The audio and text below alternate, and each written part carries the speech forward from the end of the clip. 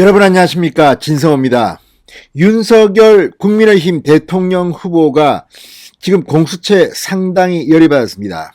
이건 누가 봐도 그렇습니다. 윤석열이 대통령이 될 가능성은 지금 상당히 높습니다.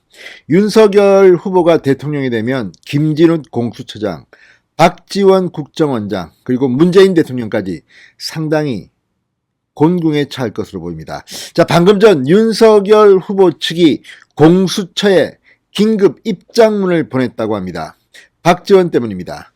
자, 지금 공수처는 윤석열 후보를 향해 이 조성은이 이른바 고발사주 의혹을 제기하자마자 며칠 뒤에 덜컥 피해자로 입건했습니다.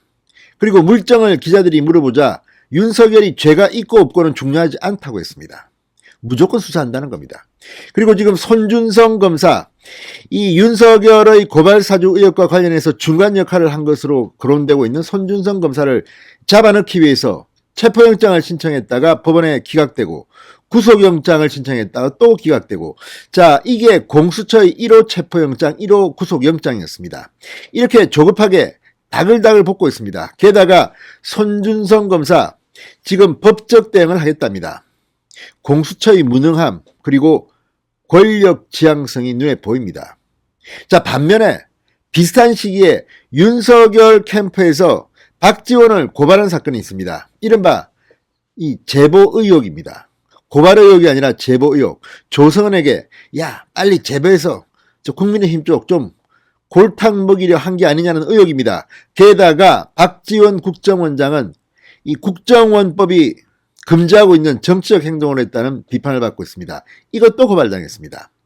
국정원법에는 국정원장은 물론 국정원 공무원들은 정치적 중립을 지켜야 합니다. 그리고 정치적 발언을 하면 안 됩니다. 그런데 선거에 개입한 듯이 윤석열 후보와 관련해서 윤우진 등등을 거론하면서 마치 윤석열을 협박하는 듯한 그러한 글을 SNS에 올리기도 했습니다. 이건 딱 물증이 잡히고 조성은을 갖다가 이 롯데호텔 그 초호화판 식당 37층입니까? 8층입니까? 아무튼 거기서 만났다는 것들이 다 드러났는데 그 뒤에 또 불러가지고 보고 싶다고 한 번 더 만났는데 이런 것에 대해서 수사를 지금 안 한 것 같습니다.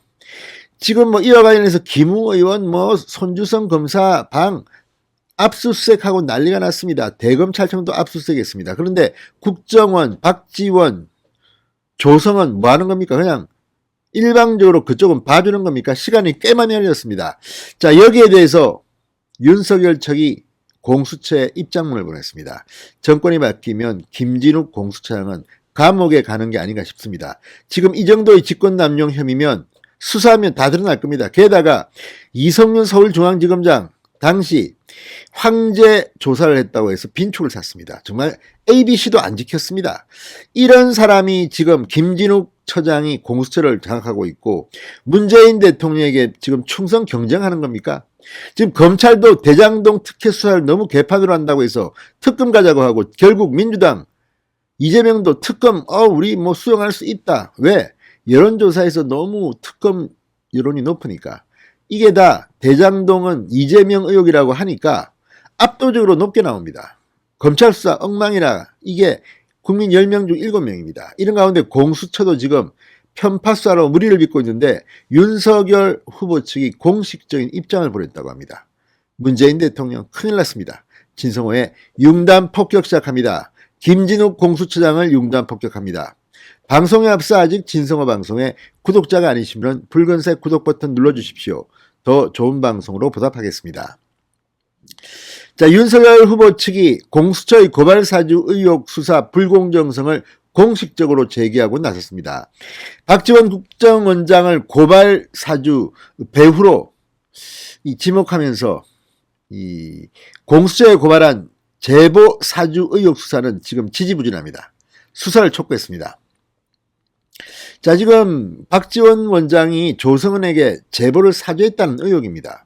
그리고 그러한 의혹들, 물증들이 하나둘 있습니다. 그런데 지금 윤석열은 물증이라고는 없는 것 같은데 이걸 지금 때려잡겠다고 방방 뜨면서 박지원에 대해서는 아무런 움직임도 없습니다.